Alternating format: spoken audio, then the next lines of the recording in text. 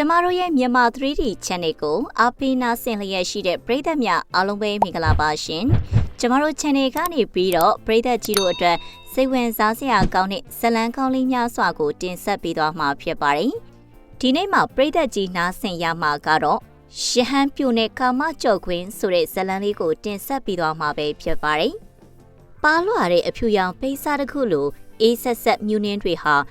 ရှမ်းပြည်ကုန်းရွာလေးကိုလွှမ်းခြုံထားပါတယ်။မနက်စောစောစီစီထွက်ပေါ်လာတဲ့ချက်တွန်တန်တွေနဲ့အတူတောရကြောင်တိုက်ကခေါင်းလောင်းတန်ဟာတရွာလုံးကိုပြန့်နှံ့သွားခဲ့တယ်။ကျေးလက်တောရွာရဲ့အေးစိတ်နဲ့လေတူကအရန်ကိုတန်ရှင်စင်ကြယ်လွန်းတာကြောင့်အခုသို့ဒူးစရိုက်တွေတောင်ခြေချလို့မရနိုင်တဲ့နေရာတစ်ခုလိုဖြစ်နေပါတယ်။ရွာဝင်ကိုကိုပင်ကြီးအောက်ကတစ်သားကိုပြစ်ပေါ်မှာတော့ရွာကလူကြီးပိုင်းတွေနဲ့အဖိုးဖွားတွေဟာနေတိုင်းလှုပ်နေကြတိုင်းပဲစွန်းလောင်းဖို့အတွက်စွန်းအုပ်တွေဟင်းခွက်တွေကိုပြင်ဆင်ပြီးစောင့်နေကြပါတယ်။ဟောဒီနေ့ရဟန်းတစ်ပါးကြွလာမယ်ဆိုပဲကြားတာတော့လော်ကီစီးစိမ်တွေကိုညှင်းငွေးလို့တရားရှာခြင်းနဲ့တထေးသားတယောက်တည်းနင်ကတော့သတင်းဌာနထက်တောင်မြန်သေးတယ်နော်ငါတော့နင့်ကိုတကယ်အထင်ကြီးသွားပြီမိမရဒေါ်လာကသူ့ယောက်ျားကိုရန်တွေးဖို့မျက်စောင်းထိုးကြည့်လိုက်ပေမဲ့ရွှာရဲ့အလှပန်းလေးကစွန်းလောင်းဖို့ချင်းနှောင်းကင်ပြီးရှောက်လာတာကိုမြင်လိုက်ရတော့စကားစပြတ်သွားပါတယ်ဟောဟိုမှာနန်းရွှေစင်လာပြီရုပ်ကလေးကလေလှသဘောထားကလည်းမှုံမြတ်လိုက်တာ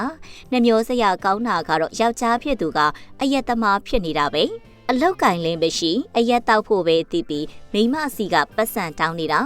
ဈေးရောက်လို့ရသမျှယောက်ျားကိုပဲလှုပ်ကြွေးနေရတာလေပတ်စံမပေးရင်လေအစောအနက်ခံရသေးတယ်ဟူးတနာစရာပါအေးတနာစရာကောင်းတာအမှန်ပဲနန်းရွှေစင်လေးကိုတနာတာလား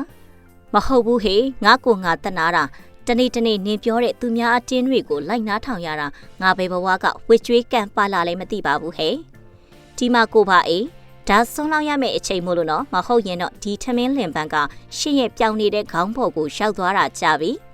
ဘေးနားမှာစွန်ခတ်ရောက်မှကင်ပြီးရက်နေတဲ့ဇနီးတဲ့ဒေါ်လာစီကထွက်လာတဲ့စကားတန်ကိုခန်းစားမိလိုက်တာနဲ့ဥပအေးတယောက်ချက်ချင်းပါစပ်ပိတ်သွားပါတော့တယ်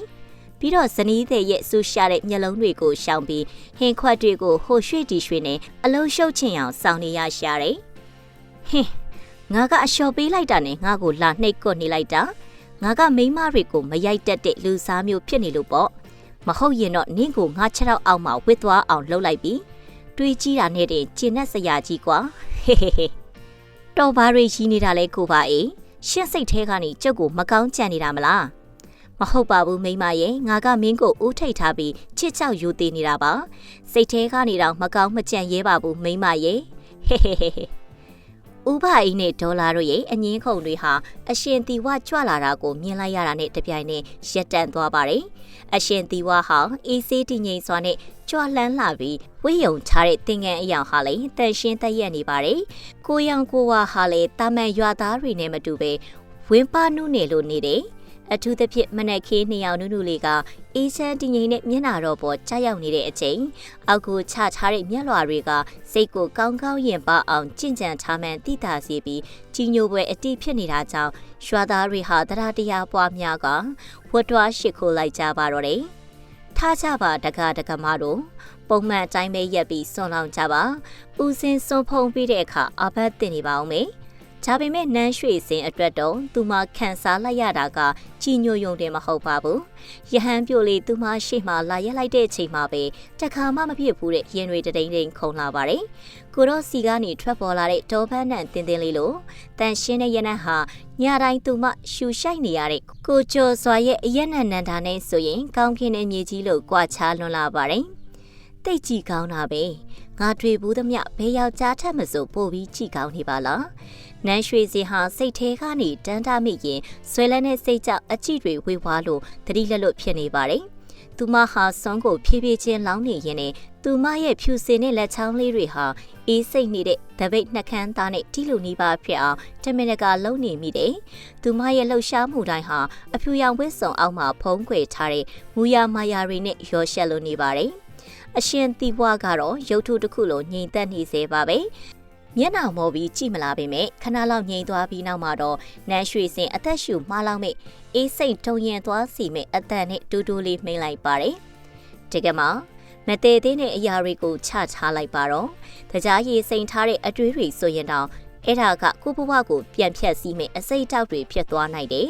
။အပိန်ရင်ရတယ်လို့မျိုးထိုးထွင်းသိမြင်နေတဲ့အဲ့ဒီသတိပေးစကားကြောင့်နှမ်းရွှေစင်တုန်လှုပ်သွားပါတယ်။သူမဟာယဟန်ပြိုရဲ့မျက်လုံးတွေကိုမော့ကြည့်လိုက်တဲ့အခါထိုမျက်လုံးတွေဟာဗလာနတ်ထိဖြစ်နေပေမယ့်သူမရဲ့စိတ်ထဲကကာမရာဂတွေကိုထိုးဖောက်မြင်နေရတယ်လို့မျိုးအင်အားကြီးမှလွန်လာပါတယ်။ဒါပေမဲ့နှမ်းရွှေစင်ကကြောက်ရွံ့သွားမယ့်အစားဒါဟာစိန်ခေါ်မှုတစ်ခုလို့ခံစားလိုက်ရတယ်။ဒီယဟန်ကဘလောက်ပဲစင်ကြင်နေပါစေ။သူ့ကိုသူမရဲ့လက်နဲ့ပင်အညစ်အကြေးပေးချမ်းအောင်လှုပ်ဖြစ်ခြင်းနဲ့စိတ်ကပိုပြီးပြင်းပြလာပါတော့တယ်။ဟမ်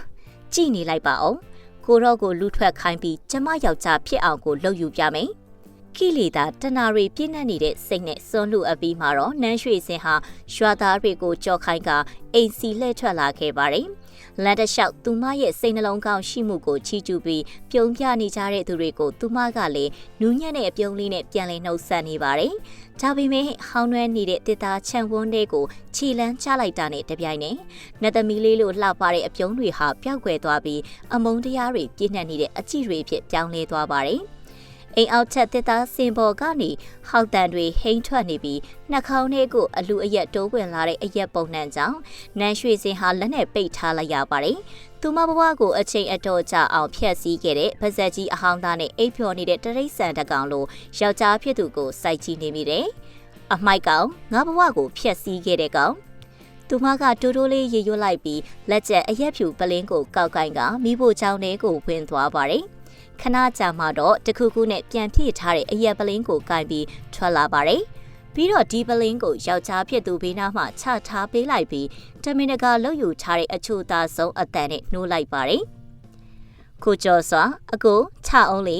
တောက်အောင်မလားရွှေစင်အခုအတွက်အရက်ထက်ဝယ်လာပြီးတယ်လေ။ခုကျော်စွာဟာအရက်ရှိန်နဲ့หนีရဲနေတဲ့မျက်လုံးတွေကိုအာယူဖွင့်ကြည့်လိုက်ပါတယ်။မိမဖြစ်သူရဲ့လက်ထဲကအရက်ပလင်းကိုမြင်တာနဲ့တယောက်ယောက်ကလူတောက်တော့မဲ့အတိုင်းအငန်းမရဆွဲယူပြီးတငုံချင်းမဟုတ်ပဲအာရပါရမော့တောက်လိုက်ပါတော့တယ်။အေးဒါမျိုးမှပေါ့ဟေး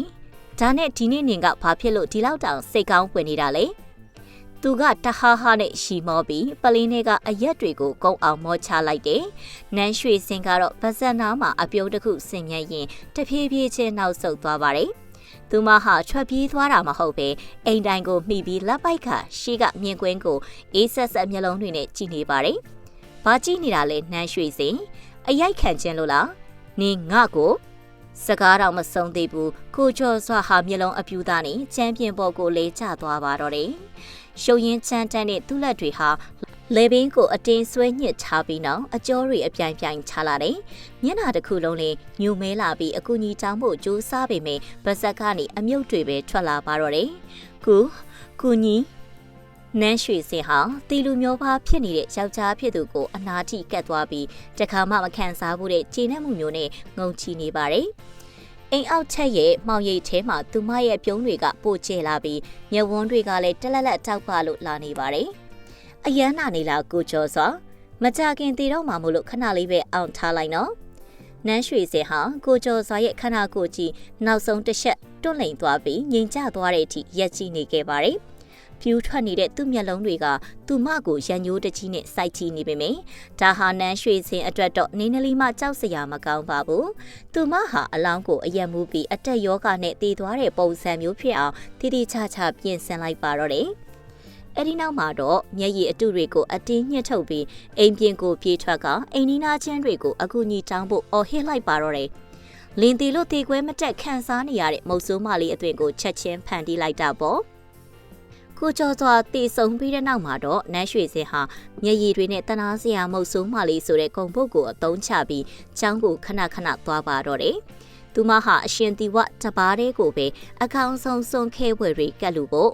ဝေယဝိဆတွေကိုတာဝန်ယူခဲ့ပါတယ်။ကိုရိုနဲ့နီးစက်မှုကနေတဆင့်ကိုရိုရဲ့စင်ကြဲတဲ့တီလာတွေကိုဖျက်ဆီးဖို့သူမမျှော်လင့်နေတာပါ။တရက်ညနေခင်းလူကြီးတိတ်နေတဲ့အချိန်နန်းရွှေစင်ဟာကျောင်းပေါ်ကိုနဝကာမအချိုရည်တွေကတ်လူချင်းအောင်ဆောင်ပြီးတက်သွားပါတယ်။သူမဟာပါးလွှာလုံးနဲ့အဝတ်စားတွေကိုရွေးဝတ်ထားပြီးတော့ခန္ဓာကိုယ်အသားရည်တွေကိုတတ်နိုင်သမျှအများဆုံးပေါ်အောင်ပြသထားပါတယ်။အရှင်ဖေယား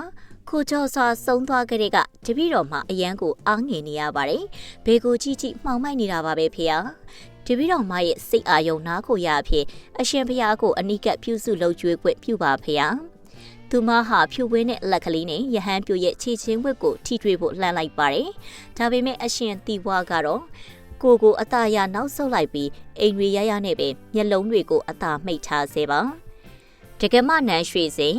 လူခန္ဓာကိုယ်ဆိုတာအပေါက်တွေအများကြီးရှိတဲ့တရေအိတ်တစ်လုံးနဲ့တူပါတယ်အဲ့ဒီပေါက်တွေတဲကနေနေတိုင်းအနက်သက်မကောင်းတဲ့အညစ်အကြေးတွေပဲထွက်နေတာပါတကမအနေနဲ့ဘလောက်ပဲအလှပြင်းပြင်းဘလောက်ပဲဖုံးကွယ်ထားဒီခန္ဓာကိုယ်ရဲ့အမှန်တရားကတော့မွေးပြန့်တဲ့အရာဖြစ်ပြောင်းလဲသွားမှာမဟုတ်ပါဘူး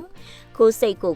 ပြန်ပြီးဆင်ခြင်ပါတော့ကိုအခုသူတွေနဲ့ထပ်ပြီးမညွန့်နှွမ်းအောင်နေပါတော့ဆန်ရောစင်ကင်းကင်းနဲ့ညင်းပယ်ခံလိုက်ရတဲ့အခါမှာတော့ယူသွနေတဲ့အချစ်တွေကအာဃာတတွေအဖြစ်ပြောင်းသွားပါတော့တယ်။နန်းရွှေစင်ဟာအဝတ်စားတွေဖယိုဖယဲသပင်တွေရှုပ်ပွားနေတဲ့ပုံစံမျိုးနဲ့ကျောင်းပေါ်ကနေငိုယိုပြီးပြေးဆင်းလာပါတယ်။သူမဟာအသက်ကုန်အော်ဟစ်ငိုယိုနေတာကြောင့်ညနေပိုင်းဖျားရှိကိုဖို့ရောက်နေကြတဲ့ရွာသားတွေဟာဘာဖြစ်တာလဲဆိုပြီးဝိုင်းအောင်ကြည့်ကြပါတော့တယ်။ခေကြပါဦးရှင်ကိုရောကကျမကိုချောင်းပေါ်ခေါ်ပြီးမတော်မတရားကြံစီတယ်ကြားလို့မှကောင်းကြသေးရဲ့လားအရက်ကတို့ရေကျမကမဟုတ်ဆုံးမလို့သူကမညာကြဘူးလားရှင်ရွာသားတွေဟာတယောက်တစ်ပေါက်နဲ့ဒီတိုးဆက်ကဆိုကြပါတော့တယ်တချို့ကလည်းနန်းရွှေစင်ရဲ့တရုပ်ဆောင်မှုကိုယုံကြည်သွားပြီးအရှင်သီဝါရဲ့ចောင်းဆောင်ဘက်ကိုအထင်မြင်သေးတဲ့အကြည့်တွေနဲ့ကြည်ကြပါတယ်ဒါပေမဲ့နန်းရွှေစင်တယောက်အပီပြက်တရုပ်ဆောင်နေတော့မှပဲဒေါ်လာမသိအောင်ခိုးပြီးကျောင်းနောက်ဘက်ကနေလာအိတ်နေတဲ့ဥပအေးကဘွားကနေပေါ်လာပါတော့တယ်တော်တော့ဟစ်မိနန်းရွှေစင်ညီဟာညီဖင်တလုံးလုံးနဲ့ကျောင်းပေါ်တက်သွားတာပြီးတော့အောက်ပြန်မစင်းခင်အင်ကြီးကျဲသီးတွေကိုကိုယ်တိုင်ဖြုတ်နေတာကိုငါကိုယ်တိုင်မျက်မြင်ပဲဟေကိုရောကတော့တစ်တုံးကြီးလို့ညိနေတာညီနာကိုခြေတလားနောက်မတိုးဘူးလေအမှန်တရားပေါ်သွားတဲ့အခါမှာတော့နန်းရွှေစင်ရဲ့မျက်နှာဟာသွေးဆုပ်ဖြူရော့သွားပါတယ်သူမဟာယူသွတ်တယ်လို့စူးစူးဝါဝါအော်ဟစ်ပြီးတော့အမှန်တရားသိသွားတဲ့ရွာသားတွေရဲ့ချိန်ဆဲတန်တွေကြားကနေအိမ်ကိုပြေးပြန်သွားပါတော့တယ်အဲ့ဒီညမှာတော့နန်းရွှေစင်ဟာမှောင်မိုက်နေတဲ့အိမ်ထဲမှာလူလိမ့်ခန့်စားနေရပါတယ်ရွာသားတွေရဲ့ဖိအားနဲ့စိတ်နာကြီးမှုတွေကြောင့်သူမဟာစိတ်ဖောက်ပြန်မတက်ဖြစ်နေတော့မှပဲရုတ်တရက်အကျွမ်းတဝင်းရှိလာတဲ့အရက်ပုတ်နှံကြီးကအေးစိတ်နဲ့လေလူနဲ့အတူလွင့်ပြန်လာပါတယ်နေငါ့ကိုတတ်တယ်အတန်အော်ကြီးကအမောင်တောင်းကနေဟိန်ထွက်လာပါတယ်ပြီးတော့မျက်နှာတစ်ခုလုံးညှို့မဲပြီးရှာကြီးတစ်လက်နဲ့မျက်လုံးအပြူသားဖြစ်နေတဲ့ကိုကျော်စွာရဲ့အလောင်းကောင်ကြီးဟာဂရင်ချီရဲမှာပေါ်လာပါတော့တယ်မလာနဲ့ကိုကျော်စွာရှင်သေးသွားပြီပဲနန်းရွှေစင်ဟာထပြီးထွက်ပြေးဖို့ကြိုးစားပေမဲ့ကိုကျော်စွာရဲ့ရန်ညိုးကြီးလာတဲ့ဝိညာဉ်ကသူမစီကိုအရှိန်နဲ့ပြေးဝင်လာပါတယ်ရှေကဲလို့အေးစိတ်နေတဲ့တရေလက်ကြီးတွေကနန်းရွှေစင်ရဲ့လေပင်ကိုအတင်းဆုပ်ကန်လိုက်ပါတယ်။ကြီးမားလာတဲ့အားကြီးနဲ့ညှက်ထားတာကြောင့်သူမဟာအသက်လူပြီးရုန်းကန်နေရပါတယ်။တိတ်ဆိတ်နေတဲ့ညချိန်မှာလေပင်ယိုကျိုးသွားတဲ့အတန်ကြီးကဟိန်ထွက်သွားပြီးတော့နန်းရွှေစင်ရဲ့ခန္ဓာကိုယ်ဟာနောက်ဆုံးတစ်ချက်တွန့်သွားကလေပင်ကြီးနောက်ပြန်လှည့်ခွေကျသွားပါတော့တယ်။သူမရဲ့မျက်လုံးတွေကတော့ထိတ်လန့်တုန်လှုပ်မှုတွေနဲ့ပြူထွက်နေခဲ့ပါတယ်။ဖြူစင်တဲ့အဝိစာအောက်မှာရုံမာတဲ့စိတ်ထားကိုဖုံးကွယ်ထားတဲ့ရဟန်းပြိုနဲ့ကာမကြော့ကွင်းဆိုတဲ့တဏှာကြီးဟာဒီနေရာမှာတင်မိကုံချုပ်သွားပါတော့တယ်။လက်တွေဘဝမှာလည်းဒီလိုဖြစ်ရမျိုးတွေအများပြားရှိတာမို့မိတ်ဆွေတို့အနေနဲ့အတိတရီနဲ့တန်ဝေကရကြမှာအသေးချပါပဲ။ကျမရဲ့ဇလန်းလေးကိုဒီမှာပဲအဆုံးသတ်ပါရစေရှင်။နောက်နေ့တွေမှာလည်းဒီထက်မကစိတ်ဝင်စားစရာကောင်းတဲ့ဇလန်းလေးတွေတင်ဆက်ပေးအောင်မှာမို့စောင့်မျှော်ကြည့်ရှုအားပေးကြဖို့ဖိတ်ခေါ်ပါရနော်။ကျမရဲ့ဇလန်းလေးတင်ဆက်မှုကိုဒီမှာပဲညီကုံချုပ်ပါရစေရှင်။